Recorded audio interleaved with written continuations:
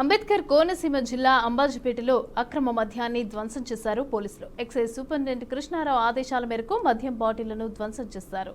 ఇక 2019 నుంచి ఇప్పటి వరకు స్వాధీనం చేసుకున్న అక్రమ మద్యం విలువ 90 లక్షలు ఉంటుందని డీఎస్పీ మురళీమోహన్ తెలిపారు. ఇక వాటిని ఉన్నతాధికారుల ఆదేశాల మేరకు రోలర్తో ధ్వంసం చేశామని అన్నారు.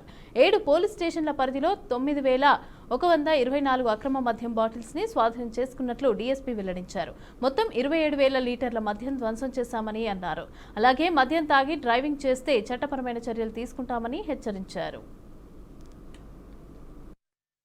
మీరంతా కూడా చూశారు. ఇప్పుడు ఏదైతే మన రాజోల్ సర్కిల్, పీగనవరం సర్కిల్ ఉన్నటువంటి 7 పోలీస్ స్టేషన్లో సగినేటిపల్లి, రాజోలు, మలికిపురం, నగరం, అంబాజీపేట వెళ్ళి ఈ పోలీస్ స్టేషన్లో మనం గత కొంతకాలంగా ఏదైతే అక్రమ మద్యం స్వాధీనం చేసుకోవడం జరిగిందో ఆ మద్యాన్ని అది సారాయి అయితే కానివ్వండి, బీరు, విస్కీ బాటిల్స్ అయితే కానివ్వండి, మొత్తం టోటల్ యారకు వచ్చేటప్పటికి 300 లీటర్లు స్వాధీనం చేసుకున్నాం మనం గతంలో.